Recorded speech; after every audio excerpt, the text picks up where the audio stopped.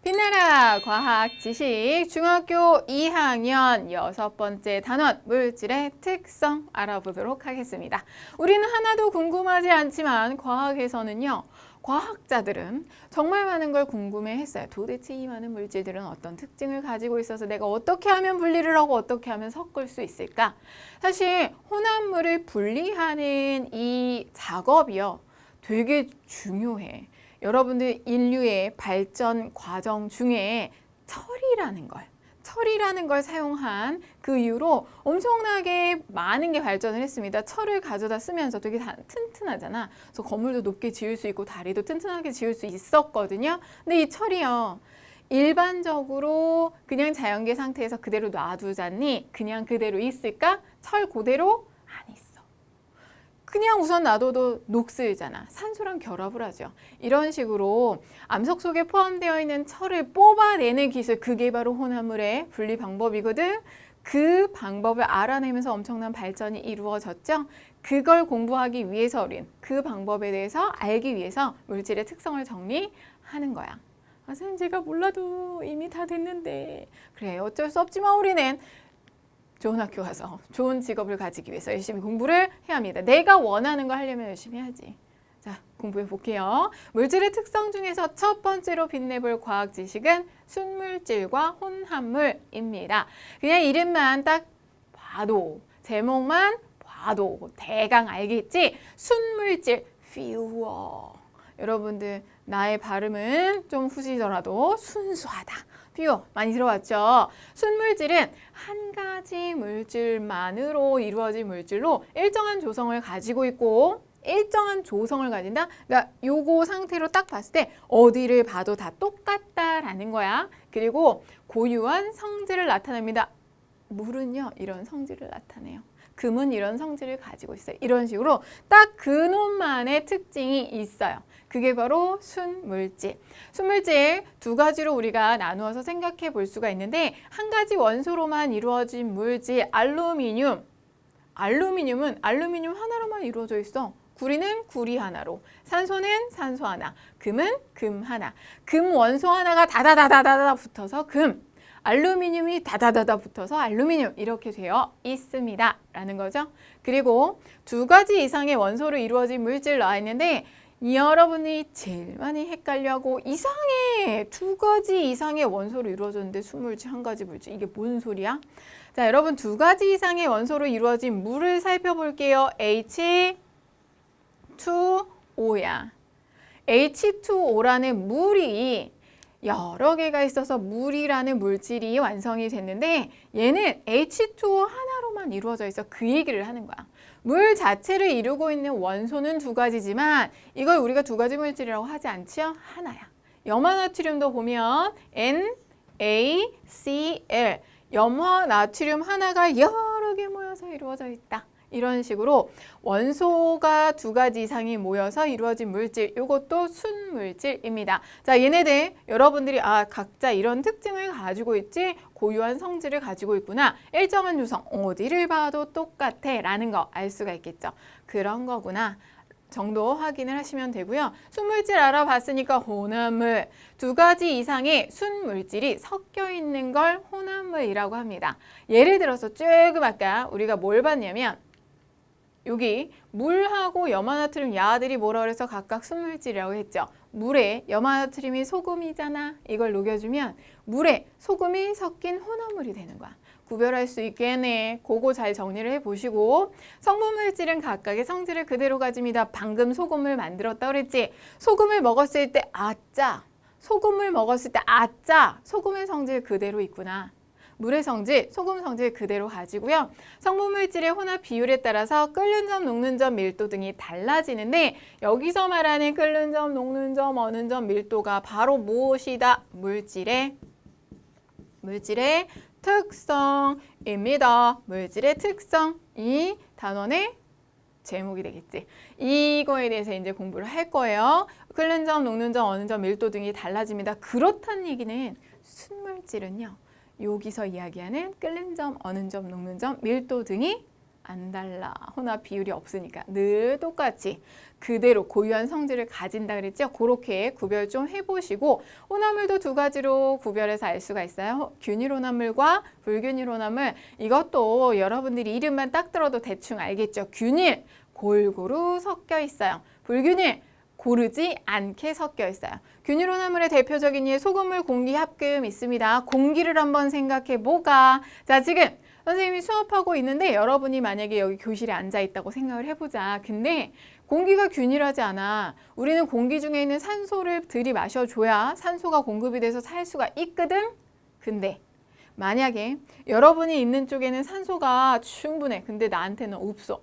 신은 나에게 불공평해. 나는 죽는구나 하고 숨 못 쉬어서 죽을 수도 있잖아. 근데 그렇지 않다는 거. 공기는 어디나 똑같이 균일하게 섞여 있습니다. 어디서 측정을 해도 산소는 약 21% 정도가 포함이 되어 있어서 우리는 숨을 쉴 수 있는 거지. 이해됐는가? 자, 그러면 불균일 혼합물, 암석, 주스, 우유, 흙탕물 등이 있는데 우유가 균일 혼합물이라고 착각하는 친구들 되게 많거든요. 우유 안에는 단백질 덩어리, 지방 덩어리가 뭉쳐 있어요. 선생님 제가 먹을 때는 뭐 걸러지는 거 걸쭉한 거 없는데요. 우리가 보기에는 없지만 크게 확대를 해서 보면 덩어리 뭉쳐 있어요. 그래서 우유는 어떻다고? 불균일 혼합물이라고 잊지 마시고. 자, 이렇게 해서 순물질과 혼합물을 확인을 해봤는데 우리 과학하는 사람들은 이렇게 말로 기억하잖아. 이런 걸로 기억하지 않아. 뭘로? 어떻게 하면 알 수 있을까? 실험으로 균일 혼합물, 불균일 혼합물을 분리하는 방법을 한번 알아봅시다. 자, 첫 번째, 순물질 혼합물 구별할 때 물과 소금물 가열 곡선을 살펴볼 거다. 이 얘들아, 물이 순물질이죠. 소금물이 그렇지 혼합물이죠. 그랬을 때 가열을 할 거야. 똑같은 양을 놓고 똑같이 가열을 하기 시작을 합니다. 그랬더니 물은 우리 물의 끓는 온도 100도라는 건 다 상식적으로 알고 있죠. 물이 100도에서 끓었거든. 소금물은 100도보다 높은 온도에서 끓기 시작을 하고 끓는 온도는 점점 올라가네. 아, 왜? 혼합물이어서. 물이 끓어야 하는데 물이 끓는다는 거 열 에너지를 받아들여서 어떻게 되는 거야? 액체가 기체로 변하죠. 이렇게 상태가 변해야 하는데 소금물일 경우 소금이요. 물 가지 마. 나랑 놀아. 너 가지 말고 나랑 있어. 하고 끓는 걸 방해해요. 액체가 기체로 변하는 걸 방해하는 거예요. 소금이. 그래서 더 높은 온도가 되어야지만 그 방해를 이겨내고 끓을 수가 있는데 근데 온도가 점점 높아지죠. 왜냐하면 끓어나가게 되면 어떻게 될까? 물의 양이 줄어들고 점점 더 짜지죠. 점점 더 짜. 점점 더 짜다는 건 농도가 진해진다는 거야. 그러면 방해 정도가 더 클 수밖에 없겠지. 소금 비율이 더 높아지는 거니까 한 명이 잡던 걸 3명, 4명이 잡는 거야. 그러니까 더 높은 온도가 되어야만 끓을 수가 있습니다.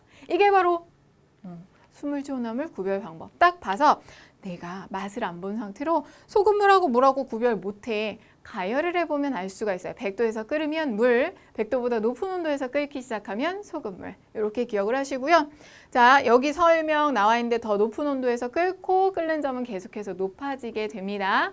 여러분들 그거 많이 하는데 지금 우리 친구들이 중학교 2학년이니까 혼자 라면 끓여 먹나요? 라면을 끓여 먹을 때 면부터 먼저 넣느냐?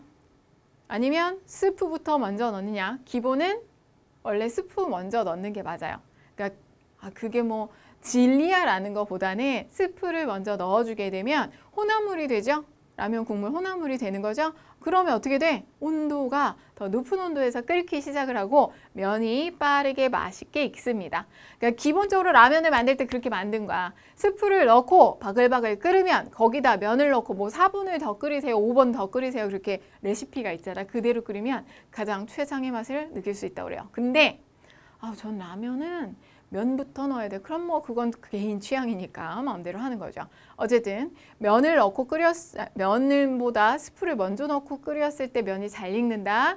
그리고 라면 국물에 데인 흉터하고 그냥 물에 데인 흉터를 보면 라면 국물이나 된장 국물 이런 뭔가 소금 같은 게 섞여 있는 물에 데인 흉터가 더 심해요. 왜? 온도가 더 높은 물에 데이는 거니까. 그런 일은 없어야겠지. 자, 그럼 혼합물과 순물질 구별할 수 있겠죠? 근데 끓는 거 가지고만 할 수가 있는 게 아니라 냉각을 시켰을 때도 알 수가 있습니다. 물이 어느 온도 몇 도? 0도. 100도라고 할 뻔했네. 물이 어느 온도? 0도죠. 그런데 소금물은 0도보다 낮은 온도에서 얼기 시작을 합니다. 그리고 어느 온도가 계속 낮아져. 거의 똑같아. 원래 0도에서 얼어야 하는데 소금이 얼지 말고 나랑 놀아 하고 방해를 하거든. 그 방해를 이겨내고 정말 온도가 낮아졌으니까 이겨내고 물이 얼게 되면 소금의 농도는 점점 진해지지. 소금의 농도가 진해지니까 어는 걸 방해하는 정도가 더 세지겠죠. 그래서 어는 온도는 점점 낮아집니다. 여기 나와 있는 것처럼 순물질보다 낮은 온도에서 얼기 시작을 하고요. 어는 온도는 점점 낮아져요. 그래서 한겨울에 추운 겨울에 눈이 펑펑 와서 도로가 얼게 생겼어. 그때 뭐 염화칼슘이나 이런 거 막 뿌리죠. 왜? 얘네들을 뿌려주면 혼합물이 되는 거야. 어느 온도가 낮아집니다. 0도면 얼을 눈 녹아서 물이 됐다가 영하로 조금만 내려가도 얼어버리죠. 그런데 이 여러 가지 염화 칼슘을 주로 많이 뿌려요. 이런 걸 뿌려주면 혼합물이 되면서 어느 온도가 영하 20도 이렇게 낮아져요. 그러면 바닥이 어지간하면 얼지 않겠죠. 그런 식으로 우리가 활용을 하기도 합니다. 기본적인 특징들을 알고 있으면 우리가 일상생활에서 이렇게 활용하는구나. 그래서 배우는 거야. 특히 과학을 공부하다 보면 여러분들 중에 저는 발명을 하고 싶어요. 이런 친구들 꽤 많지 않아요? 요즘에는 실험이나 이런 쪽으로 많이 공부를 해서 여러분들 고등학교 가면 과학 배우잖아. 통합과학 배우는데 물화생지가 기본 단위, 이수 단위에 딱 4단위가 들어가고 하나가 더 있어. 탐구가 하나 더 들어가요. 그래서 과학은 총 5단위야. 생각보다 큰 단위수예요. 뭔 소리야 단위수가. 여러분들이 공부하는 교과 과목에서 곱하기 얼마를 해서 내가 성적을 받느냐. 그러니까 5니까 되게 큰 거거든. 그 탐구가 되게 중요한데 여러 가지 과학 지식을 알고 있어야 여러분이 탐구가 편해지는 거야. 아셨죠? 갑자기 쓸데없는 얘기 아니지 도움되는 얘기 했죠. 한번 해봤고 여기까지 해서 순물질 혼합물 정리를 했습니다. 뭐 여러분이 중요하게 생각해야 할지 감 잡았어. 그러면 그 감과 함께 다시 한번 정리해 보세요.